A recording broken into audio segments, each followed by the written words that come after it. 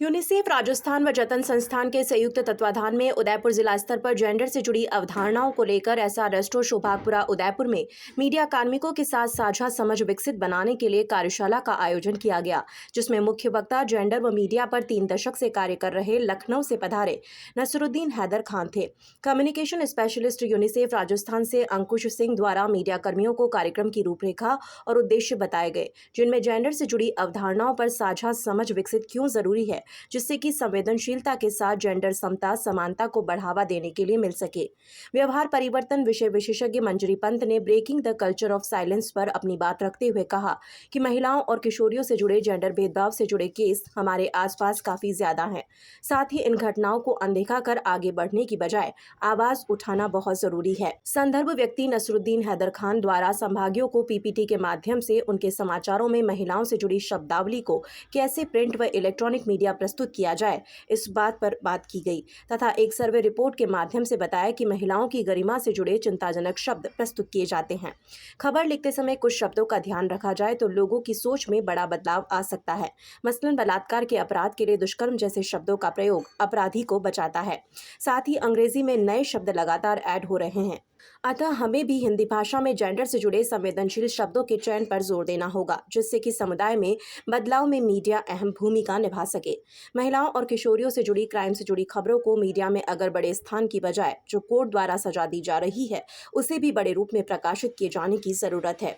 इसके बाद संदर्भ व्यक्ति ने जेंडर को बड़े रोचक तरीके से खेल माध्यम से समझाया। संभागियों को सकारात्मक शब्दावली का प्रयोग बढ़ाने और जेंडर न्यूट्रल रूप से खबरों को प्रकाशित करने हेतु मीडिया कार्मिकों को प्रेरित किया गया। आज की कार्यशाला का प्रमुख उद्देश्य ये था कि हमारी मीडिया भी सेंसिटिव बने, ज़्यादा संवेदनशील बने, खासकर लिंग आधारित जो वायलेंस है, प्रॉब्लम्स है जो महिलाएं हमारी आजकल फेस करती हैं, उसकी रिपोर्टिंग के ऊपर मीडिया अधिक संवेदनशील बने और उनके साथ साथ हमारा समुदाय, हमारा समाज अधिक संवेदनशील बने और इस परेशानी को उसकी गहनता के साथ देखें और उसके लिए सही प्रकार के सुझाव उसको सुलझाने के तरीकों के ऊपर काम कर सके। तो आज जो हमारा उद्देश्य था वो ये था कि हम अपनी ही जो रिपोर्ट्स हैं, मीडिया में जो आने वाली रिपोर्ट्स हैं, उनको ध्यान से देखें और समझें कि कौन से वो शब्द हैं जिनका असर बेहतर तरीके से हमारे समाज पर पड़ सकता है और इस समस्या की गहनता को सही प्रकार से सबके सामने ला सकता है। यही चर्चा आज हम सब ने मिलकर की है। कार्यशाला के संदर्भ में यही कहना चाहूँगा कि जैसा पूर्व वक्ताओं ने बताया कि वो मीडिया को सेंसिटाइज करने के लिए और एक समानतापूर्ण समाज की स्थापना के लिए जेंडर जैसे ज़रूरी विषयों पे एक समझ स्थापित करने के लिए आयोजित की गई थी। मैं उससे एक कदम आगे की बात करूँगा क्योंकि जतन संस्थान पिछले कई वर्षों से इसको व्यवहार रूप में परिणत करने का काम कर रही है। कैसे इस विषय पे समझ बना के आगे क्षेत्र में पहुँचाया जाए और क्षेत्र में अभी जो किशोर हैं ख़ास तौर पे और युवा हैं, उनके व्यवहार में कैसे बदलाव लाया जाए संवेदनशीलता के साथ में, उस पे हम लोग काम कर रहे हैं। उस अर्थ में आज की कार्यशाला बहुत महत्वपूर्ण थी। दोस्तों, मीडिया का जैसा हमें पता है कि मीडिया का समाज में एक अहम रोल है।